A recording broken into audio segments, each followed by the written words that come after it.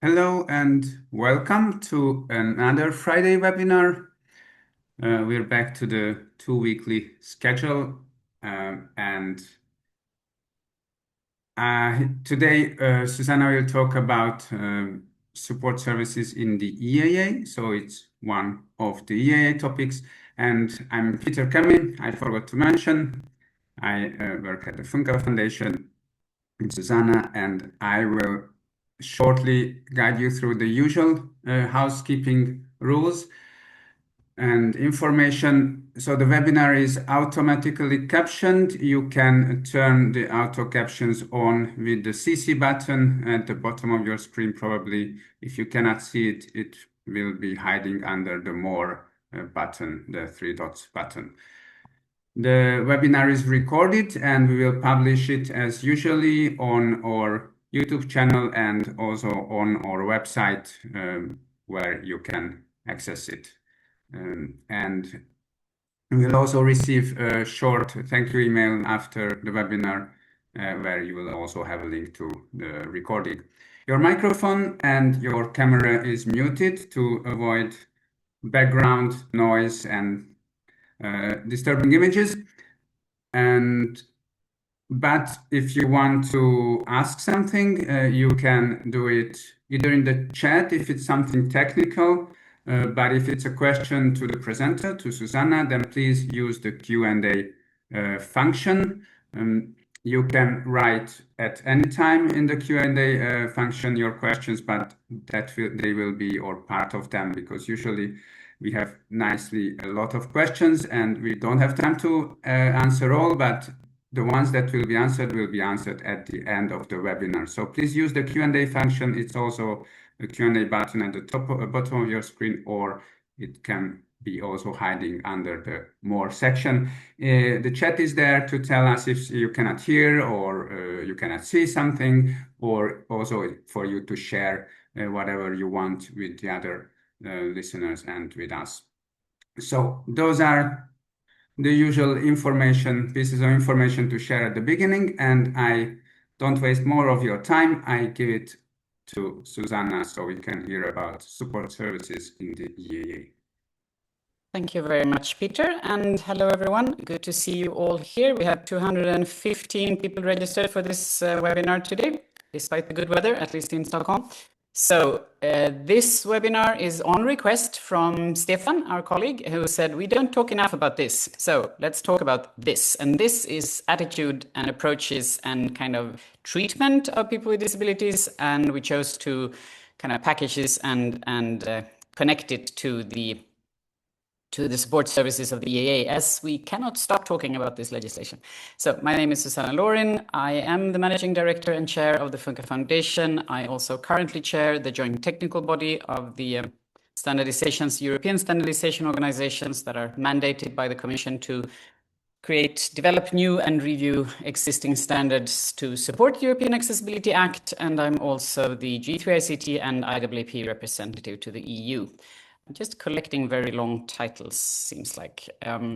But let's talk about support services. So the support services mentioned in the legislation could be help centers, call centers, help desks, I think, call centers, could also be technical support, relay services, and of course, training services. And this is not an extensive list, but this is what is mentioned in the law. And whenever we talk about this and say these are kind of new requirements or an area where the requirements haven't been so clear before, at least in most of the EU countries, it really strikes us always that why hasn't it? I mean, of course, people with disabilities have as much need for support services as everyone else. Why wouldn't it be accessible? It seems kind of very strange when you start thinking about it. But now we have a legislation, so that is really good. So the EAA does not require you to have support service. So it's only where it is available. So of course, one way of meeting the requirements is to take your support services away.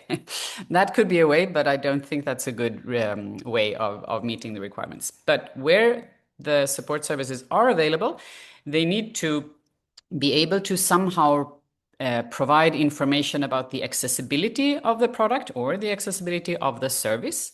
and also its compatibility with assistive technology. So if the user has a client-based or an assistive technology of his or her own, the product or service will have to work together with that, the interoperability with assistive technology one way or another, and that needs to be described. And all of this, of course, in accessible modes of communication. So it doesn't say that support services need to be online or on-site or human or AI-driven or whatever. It only says that it needs to provide accessibility, information on the accessibility, the compatibility with assistive technology, and this needs to be provided in accessible modes of communication. So the solution here, usually at least for the clients that we have been working with, is of course knowledge about assistive technology and about accessibilities, and also to document that, because if you have humans providing customer service, then that needs to be documented so that they can easily find information and read that out or chat with somebody or however that is provided, so that they actually need. Not everyone will be an accessibility specialist who works in customer service, so you need to make sure that you provide this knowledge and the documentation to your staff or to your machine learning AI something, if that is how you are providing your customer service. Also, because this needs to be provided in accessible formats, then you need alternatives. So if you have been with our Friday webinars before, you know that we always kind of nudge about this alternatives, multimodality and all of that. But it is really important and a very key thing in the Accessibility Act that people are different, people are diverse, so surprise, we prefer different channels and formats. So if you cannot only have a phone, because that won't cater for all user needs. And then I think it's quite obvious, but there needs to be a lot of training going on, no matter if it's a human customer service or something more technical. It needs to be a lot of knowledge sharing and training happening here, and also continuously, probably. So when it comes to attitudes, and this I think goes for not much more than just in customer service, but in reality, sometimes we call it disability etiquette. And that is a very fine word in English, but it doesn't really cover everything we think is important. So attitudes are sometimes, when it comes to persons with disabilities, based on assumptions. So assumptions like this is just a small number of users, or it's a special needs thing, it's a very niche concern that you don't need to think so much about. And we can, we provide the product or the service first, and then we kind of add accessibility afterwards or on request. There is also still, in at least parts of Europe, quite a lot of medical model thinking. So it's kind of the problem stays with the user and not my product is fine. It's just the users that don't understand or know how to use it, which is of course not the way it should be. And sometimes even kind of the other way around, very low expectations that well, we don't see how a blind person would use our fantastic little gadget or app. So again, surprise, persons with disabilities have exactly the same needs and preferences and wants, and they do things just as everyone else. And of course, a lot of this is based on ignorance. So there is kind of a lot of training, but also I think just an attitude understanding that any disability or impairment is just part of what it actually is to be a human being.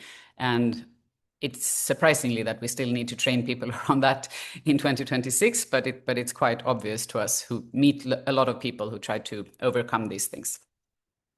So assumptions is not a good thing. When it comes to the actual approach or treatment, then this is not based on science, but after many years, I'm starting to think that so many intelligent people and highly educated and otherwise kind of very creative and constructive and nice, they still kind of start to behave backwards when it comes to people with disabilities. And I wonder if it's actually based on fear. So we do not want to, oh my God, I almost had a car accident. I could have ended up in a wheelchair, but I didn't. So I'm very happy. Or I'm pregnant and I need to do all these tests because I do not want my child to have a disability. All of that is absolutely normal and human. And I mean, understand all of it, but there is something around fear and people with disabilities that I personally believe is part of the problem why we still need to talk about these things after all these years. So sometimes we see that people try to help, and I do this mistake myself, so don't be ashamed, but we try to help too much. So we see somebody in a wheelchair or who is really struggling with motor impairments, and this seems to be so problematic that we really want to help. But remember that you need to ask first. You cannot just interfere in somebody's own personal life, and that is the same when it comes to customer service, of course, that you need to first, offer help, but don't just try to help before you know where the issue is. And I personally have a bad eyesight, but I really don't want people to do things for me. I want them to help me do it, and only when I ask for it. So sometimes it's also some kind of forced dependency that we can hear also in customer service cases as well, or support services, that, well, if you can't do that, then just ask someone else to help you, or ask your mother or ask your friend. And that may be the end solution when things don't work, but it cannot be, that's not accessibility really, and it cannot be what the economic operator is offering as a solution, because it's not. We also have examples, unfortunately, on kind of blaming and shaming. So, well, why didn't you read the instructions first, or why don't you print this and sign it? And without understanding the needs of the user, those things may not at all be meant as kind of bad, but it can be perceived as extremely negative and stigmatizing. And for people with intellectual disabilities, or people maybe with speech impairments and so on, we also do see, unfortunately, quite a few examples of kind of infantilizing behavior, where we kind of talk down to users or talk to their assistant, which is unfortunately still happening. And I don't know, this is also based on ignorance and a lack of experience, of course, and sometimes I even feel there is a lack of empathy around us, which makes me a bit depressed, but let's hope that we can push this in the right direction with legislation and knowledge. So, if you do this right, does it automatically become accessible? Well, not really, but you are that's a good start. So when it comes to accessibility in customer service, apart from all the technical things, because there is no one-size-fits-all solution, you just buy this package and then everything works. You need to think about the alternatives, the channels, providing it in text and oral and all of that.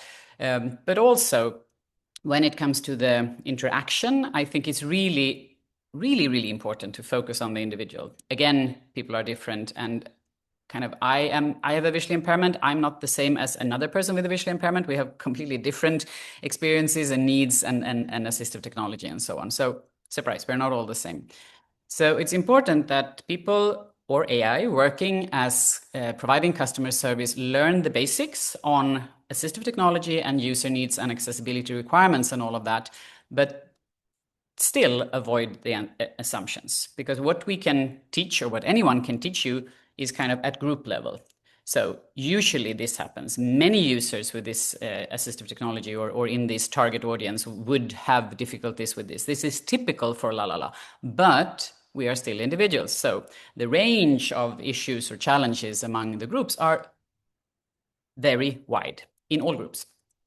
So therefore, you learn the basics, so you have that, you internalize that, so you know that you feel secure, you know kind of what your company can provide and what is possible and so on. And then if the user or your client, your customer, doesn't say it themselves specifically, then you need to ask. And you need to find a way to ask without feeling bad about it, or without the user feeling it intrusive. But really, it's never or rarely a problem to ask. And then when you have asked, just to make sure that you understand, so, okay, you told me that you're using an input device to steer your computer. I know what that is, but could you please tell me, are you steering it with your eyes or with your head or with your hand? I need to know that, because otherwise I cannot help you. That is just explaining why you need to ask the question and trying to do that in a good way. And don't be too shy about the language. We all say the wrong words sometimes. That's fine. Most people with disabilities can hear through the intention of a question. So it's not like it's not a slap in the face if you call somebody something that that person doesn't want to hear. If it's clear that you are doing it because you're maybe not speaking your own language, or you are not used to talking about this, I would say try to learn the right terms, of course, but don't let that fear of saying something wrong stop you from asking, because you need to have a conversation with people.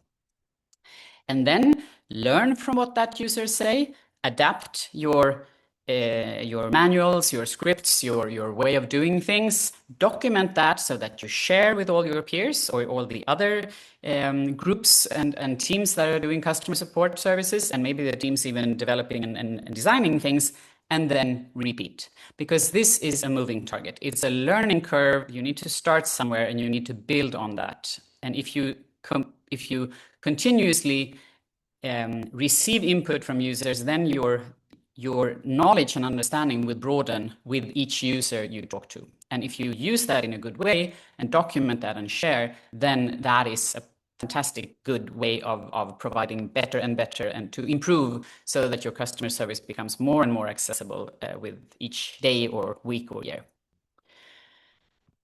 So of course we all use technology differently, and we can't accept that one size fits everyone or that one solution fits everyone. So it has to do with the situation, with the environment around us and the actual usage. So if we are stressed and frustrated because something doesn't work for me and I'm really angry, and when I finally get to the poor person in the customer service, then I'm already, but then don't treat me bad, because that kind of adds another layer. And then when that starts, so this is of course the same for everyone. It doesn't have anything to do with persons with disabilities. But I do think that the feeling that you can have as anybody not mastering something is that you are not capable. Oh my God, now I'm an idiot again. I can't do this. But then if you are also having a disability and you feel this often in your life, or you feel a little bit talked down to, then that can be even more frustrating than for the average user, if you will, because you also feel kind of additionally excluded. So I had a fantastic example of this. A couple of days ago, we were traveling with a colleague, and I tried to get help in the security, and the man who tried to help me, he was explaining to me how a QR code works. He took my phone. I do not like when people take things away from me without me giving it to them, and said, "This is a QR code. This is how you show it to them." And I said, "I know that is not my issue. Can you please?" He did not listen. He thought I could not understand what a QR code was. And just that interaction, well, we could laugh at it, but it was not a good experience. And in another situation, I would really have been sad or kind of really felt like I was talked down to. Now I was more just under stress because it was in an airport. But I don't know what he was thinking. I don't know why this happened, but it just strikes me how what a bad gut feeling you get from this bad treatment. So when it comes to the situation you're using things in, the environment around you, if you're running around, if you're under stress in the airport, or if you have bad lighting or whatever, and then how you're using things. Everyone that I know who is working with product development says that the only thing you can be really sure about is that users will use the product or service in another way than we thought they would. So that is, I think, in a very professional way, already people know already that different things will happen with our product or service. And also that is where innovation sometimes happens. So that can be a good thing. But remember, the keywords of the European Accessibility Act is foreseeable use. We are maximizing not the actual use, but the foreseeable use. So here we need to think even more. We do not know what the users will do, but we need to try to foresee how it can potentially be used by persons with different user needs. So, negative attitudes, approach, treatment, disability etiquette, whatever you want to call it, are a form of discrimination that people with disabilities often experience. That is, unfortunately, still true. So if we can try to turn that around by making customer service a little bit more nice for everyone, maybe, but also persons with disabilities, I think we have made something really good and a great step forward. So, just to sum up, Support services, the basics. Listen first, and when I say listen, I mean read, or I mean whatever channel format it's coming into, but let the user, the consumer first tell their story. Their experience is that's the basis. Then, if I don't understand or I'm not sure, ask. Repeat and confirm, because you don't know if you misunderstood. You also don't know if the person on the other side really understood what you said. So here, I think a little bit of pedagogical repeating. Some people could be frustrated about that, but it's better to be clear and make sure that we understand each other. So I know what the problem is. And then what I think is in every customer service, of course, is to meet the user at the tech level where that person is, the terminology, everything like that. I didn't appreciate being told what a QR code is. And really, it could be much worse, because you could be using too many technical terms that I do not understand, and then I would feel like I'm stupid. And then, if possible, offer a transcript or notes or something like that afterwards, because if it's something that you just don't solve on the spot, but something that the user needs to go home or go try afterwards, then help users who have issues with focus or concentration or similar by just offering some kind of documentation. That is really, really helpful. So that's what we had today. And I should also say that for all of you we are now, our Friday webinars are automatically approved, validated, I'm not sure what the word it is, for IWP certification educational credits. So it's now, since a couple of weeks back, a lot easier to get your credits by listening to our Friday webinars. So that's also something we're very happy about. And it was actually one of our participants who made that happen. So thank you for that. So, Peter, did you get any questions anyway? Yes, as usually, there are quite some questions. First, a technical one, whether the slides will be shared after the presentation. I can answer that. We share the video. You can watch that as many times as you want, but we don't share the slides after the Friday webinars. And the more technical questions, first, how do you draw the line between help desk or call center and technical support, and whether it's necessary? I don't. I'm sure there is a definition, and maybe even I don't think it's in the Accessibility Act, but somewhere I'm sure somebody has made a definition of this. But you don't have to, because if in the European Accessibility Act, it's all the list of all of this. And training services as well are covered. So it's just examples of what in the Act it's called support services, and then it says in parentheses that call center, help desk, call centers, technical support training, and something more, I think. So it's just examples of what the support services can mean. So what you really need to define is, of course, what's the legal definition of support services. Do you know that by heart, Peter? Because I don't remember it. No, I don't. I know there's always a discussion whether only the digital services or also the physical, the in-presence support services are actually referred to by the EAA. Yeah, but that's not defined, so only the Court of Justice can decide that. But I don't think from this perspective, you don't need to draw a line. That may be important in other perspectives, but if you're just thinking about meeting the requirements of the EAA, actually you don't need to know the response to that question. Okay, then the next one, are there different requirements for a general contact and technical support? But I think partially you answered that with the previous one. Yeah, no, I mean, so what is contact? So there are for products, for example, there are very specific requirements for instructions and that it should be possible to understand who is the manufacturers for contact information and those sort of things. So that is kind of another part of the accessibility requirements of the Act. But I mean, if somebody calls the company and asking about the product or service, then I think a couple of different things can happen. I mean, they can push you, or what would you call it? They can let you talk to the customer support service, or if there isn't any customer support, well, it should be, but I mean, then maybe someone else can respond. It's really up to it. I think it depends on the size of the company and so on, how those things are handled. But there are specific requirements on the contact information in the EAA. And it doesn't say that you need to be nice or you need to be accessible in the way you provide contact. It's only those three things. So the information about the accessibility of the product or the service, the compatibility with assistive technology, and that needs to be provided in accessible formats. Okay.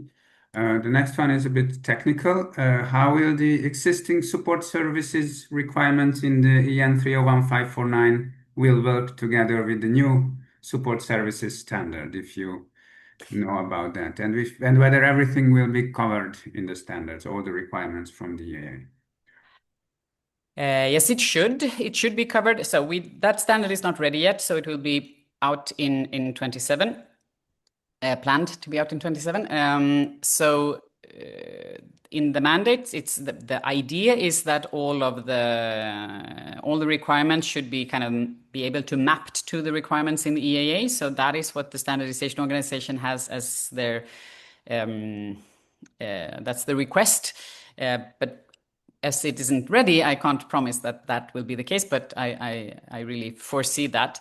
And the idea is so when we decided not to put everything of EAA into the EN 301-549, that was because we thought that there are other specific knowledge and specific competencies needed for the built environment and for emergency services and so on. So it was divided the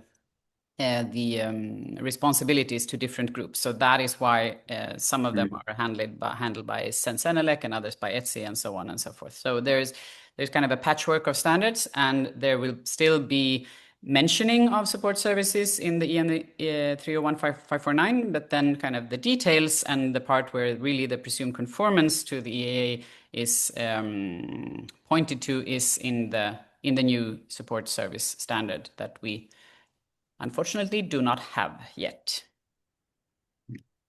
Yes, something that's not related to the topic, but I think it's useful to answer. How can one obtain credits by attending the Friday webinar? So why is it special that these Friday webinars are approved automatically? Pre-approved. So in the IAAP certification portal where you log in if you have a certification, there you can either take screenshots or describe, I've been to this event, I did this training, You can do that kind of on a free base, if you will. But there is also a list, a drop-down list where our Friday webinars are now part of. So it's easier to select that if you have been to one of our Friday webinars. Otherwise, you would need to kind of you didn't know if it was how many points you would get from them, and you didn't know if they were approved or not. So that is the difference. But you still need to provide your education credits the same way for everything. It's not like we have a free pass or something. It's just that it's pre-approved, so it's easier to find them, and you don't need to write them down. You can just select them in the list. Okay, and I think we don't have time for more questions. Probably. Yeah, so I don't know how I did this